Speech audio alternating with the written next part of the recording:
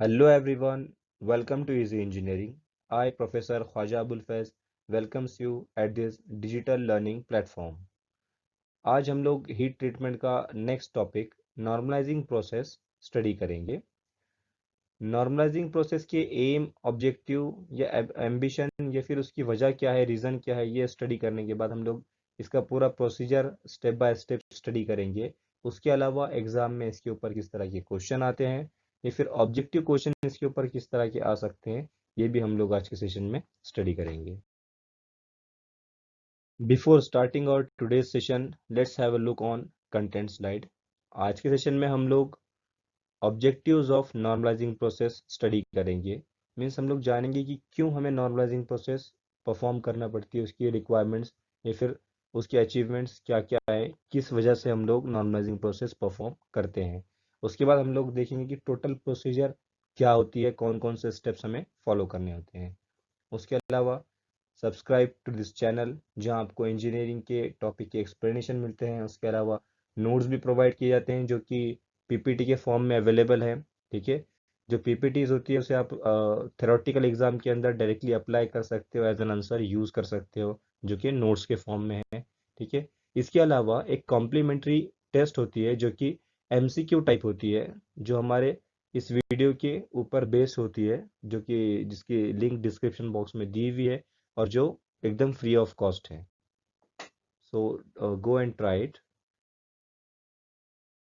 So here in this slide, some objectives of normalizing process are mentioned. Very first is to eliminate coarse grain structure, means solidify होने के बाद solid के अंदर या फिर steel के अंदर कोर्स ग्रेन होते हैं, यानी खुरदुरा ग्रेन का जो स्ट्रक्चर होता है उसे एलिमिनेट करने के लिए या फिर उसे फाइन करने के लिए भी हम लोग नॉर्मलाइजिंग प्रोसेस परफॉर्म करते हैं। ठीक है, कोर्स ग्रेन यानी जो खुरदुरा स्ट्रक्चर होता है, ठीक है, उसे एलिमिनेट करते हैं। Next is to remove internal stresses that may have been caused by working.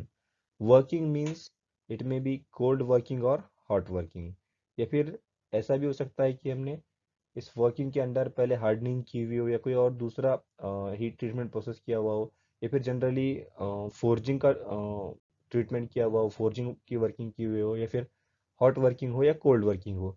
कोई भी प्री वर्क जो भी वर्क पीस होता है हमारा, उसके अंदर इंटरनल स्ट्रेसेस प्रोड्यूस हुए हुए होते हैं। ठीक है, तो उस इंटरनल स्ट्रेसेस को रिमूव करने के लिए भी हम लोग नॉर्मलाइजिंग प्रोसेस परफॉर्म करते हैं।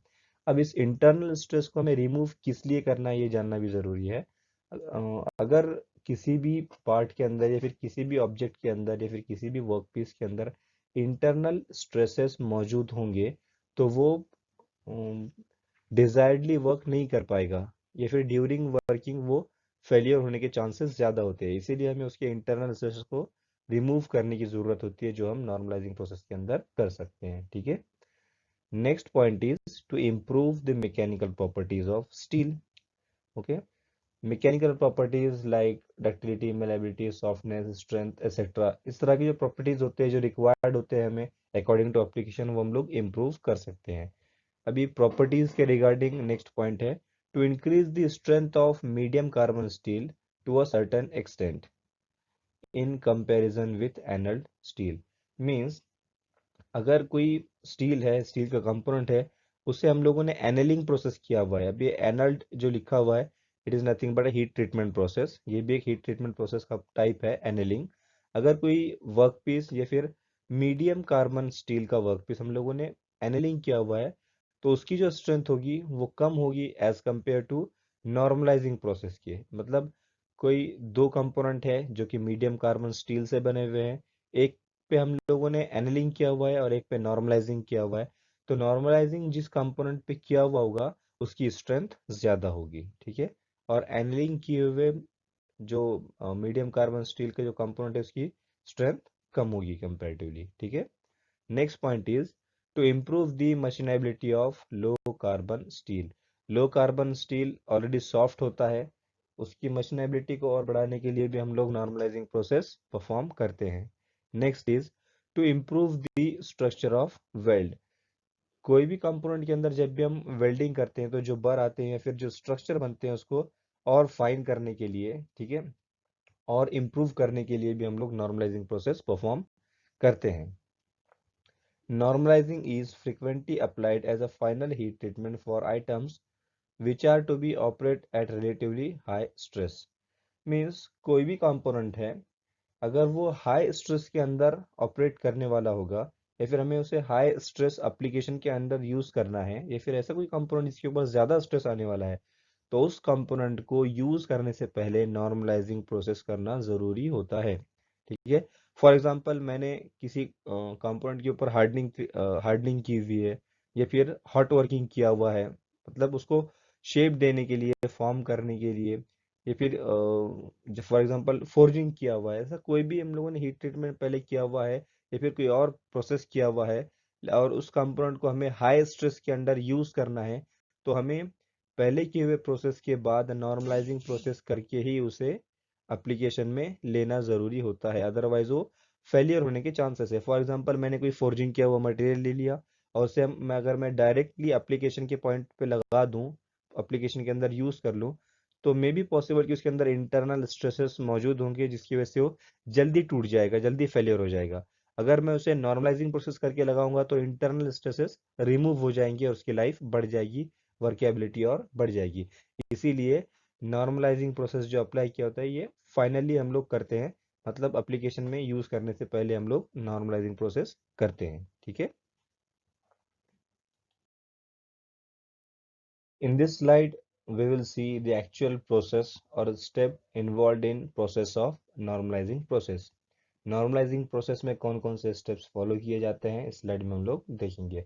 Very first point is heating the metal to temperature within the normalizing range, usually 40 to 50 degree above AC3 for hypoeutectoid steel and ACM for hypereutectoid steel. Means अगर हमारा स्टील हाइपोयूटेक्टॉइड है, means 0.8% of carbon से कम percentage है carbon का हमारे steel के अंदर, तो उसे हम लोग कहते हैं हाइपोयूटेक्टॉइड स्टील।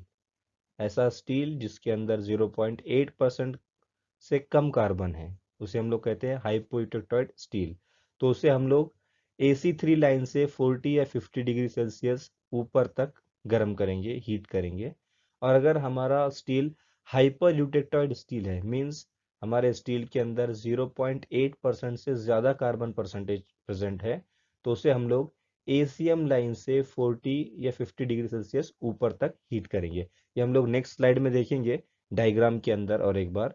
तो ये जनरली हमारी हीटिंग रेंज होती है, AC3 और ACM लाइन के ऊपर 40 से 50 डिग्री सेल्सियस तक हम लोग इसे गर्म करते हैं, हीट करते हैं। और इस टेम्परेचर पे ये रेड हॉट होता है। ठीक है। इसका कलर रेड हो जाता है, बट ये सॉलिड फॉर्म में ही प्रेजेंट होता है। Next point is holding this temperature for short time, about 15 minutes. अब AC3 या ACM लाइन से 40 या 50 डिग्री सेल्सियस तक हम लोग जब ऊपर तक हीट करेंगे तो इसे हम लोग कुछ देर होल्ड करते हैं, लाइक 15 मिनट। ये क्यों होल्ड किया जाता है कि इंटरनल स्ट्रक्चर जो है या फिर इनर कोर एरिया जो है मटेरियल का, वहां तक वो गर्म होना चाहिए, हीट होना चाहिए। इसीलिए टोटल कंपोनेंट को अच्छी तरह से हीट करने के लिए हम लोग इसे 15 मिनट्स तक इसी टेम्परेचर पे होल्ड करके रखते हैं। तो फर्स्ट स्टेप तो हमारा हुआ हीटिंग, नेक्स्ट स्टेप हुआ होल्डिंग। ठीक है। Now third step is cooling in air. Normalising process के अंदर कूलिंग प्रोसेस जो होता है वो एयर के अंदर होता है। जैसे हम लोगों ने हार्डनिंग प्रोसेस देखा था, उसके अंदर cooling process directly cold water के अंदर हम लोग रेड हॉट कर रहे थे और डायरेक्टली कोल्ड वाटर के अंदर डिप कर रहे थे हार्डनिंग प्रोसेस में।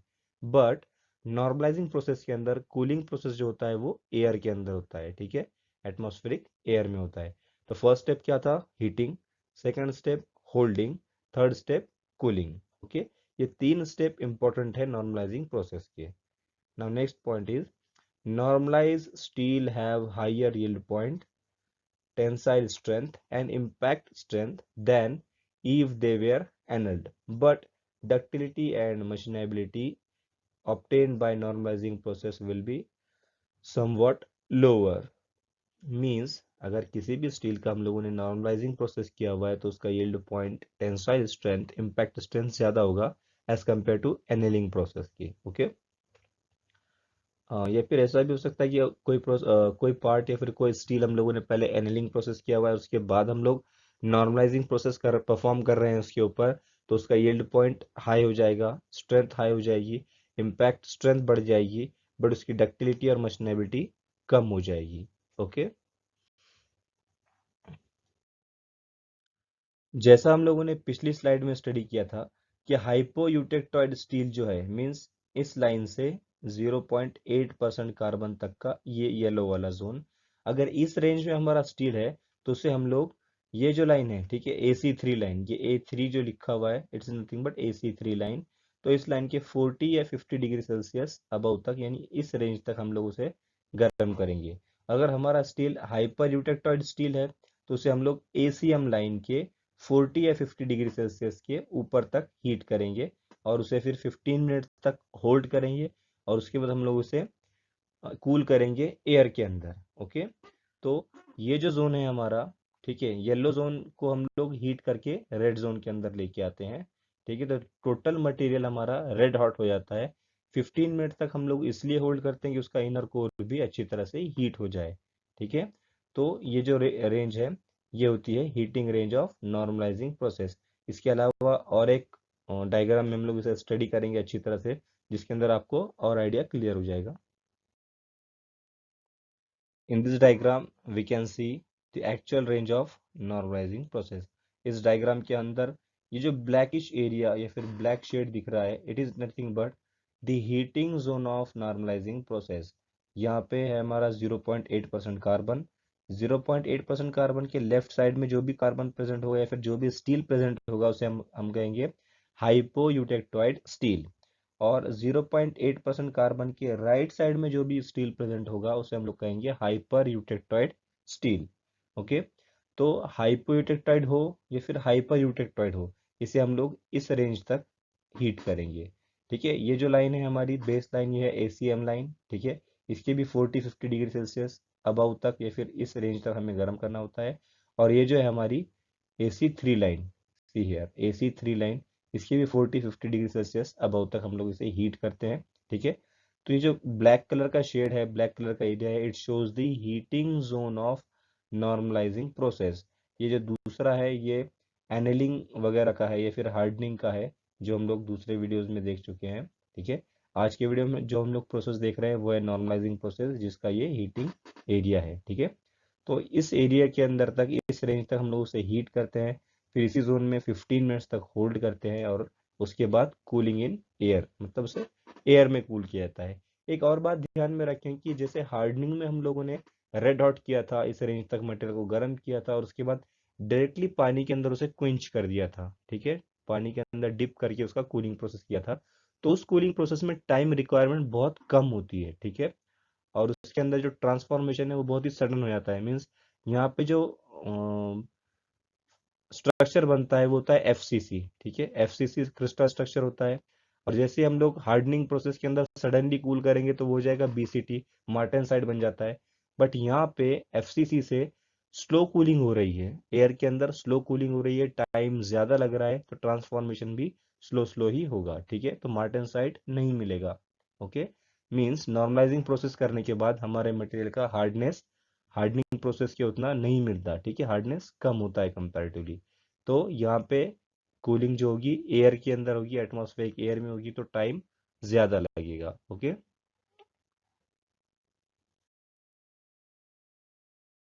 सो in this way we have finished our today's topic which was normalising process और स्टडी ऑफ नॉर्मलाइजिंग प्रोसेस, जिसके अंदर हम लोगों ने objectives of normalising process study किए। उसके बाद हम लोगों ने पूरा प्रोसीजर जो होता है उसे स्टडी किया और ग्राफिकल स्टडी भी हम लोगों ने परफॉर्म किया। उसके अलावा आज के वीडियो के ऊपर एक कॉम्प्लीमेंट्री ऑब्जेक्टिव टाइप टेस्ट है, जिसकी लिंक डिस्क्रिप्शन बॉक्स में है, आप लोग जाके अटेंड कर सकते हो, जो फ्री ऑफ कॉस्ट है।